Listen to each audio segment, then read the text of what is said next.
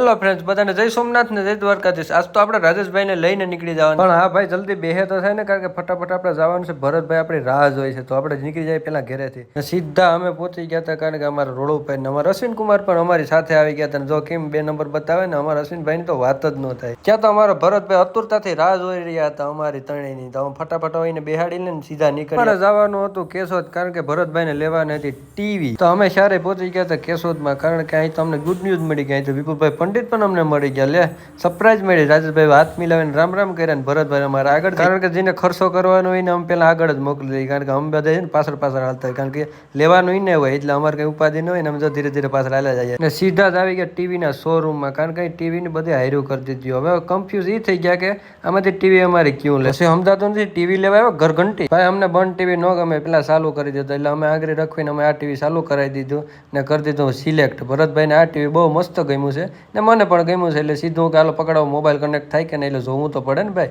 કારણ કે અમે બધા ટીવી અલગ અલગ. એટલે મેં કહી દીધું કે ભાઈ આપણે વધારે ટીવી જોવા નથી ને, હાલો લઈને ભાગ્યા, કારણ કે અમે બધા મને તો હેરખા જ લાગે ને. અમે અમારું ટીવી કરી લીધું પેક, નવા ખોખામાં નાખીને સીધા ભાગ્યા, કારણ કે વધારે ટીવી જોવાઈ ગયા ને પછી એમ જ થાય, એટલે થાકી ગયા હોય. રાજેશભાઈ કે ભરતભાઈ તો નહીં આવે, હાલો આપણે ટીવી લઈને ભાગી જાય. તો અમે મૂકી દીધા ભરતભાઈને પડ. ઓહો હો, અહીંથી તો આપણે હાલીને જવું પડશે. હવે આપણે ગાડી ગારામાં નહીં હાલે. ભરતભાઈ કે હાલ આવો ધીરે ધીરે, તો એને ફિટિંગ કરતા જ આવીએ ભાઈ, ભેગા ભેગ બધા એક હેરખા હાલ્યા. સીધા જ આવી ગયા હતા ભરતભાઈને ઘરે, કારણ કે હવે ટીવી પ્લે સિવાય આપણે ત્યાં સુધી ક્યાં જવાની જાય ને. હું કપૂરિયા ખાઈને મોજ મારતો તો ફાઇનલી ભરતભાઈને જો હવે દેવ્યાત ખાવડ બાકાજી કે બોલાવે ને, આપણે પૂરું કરીને ભાગ્યા ને એને કરી દીધું પ્લેન. જય સોમનાથ.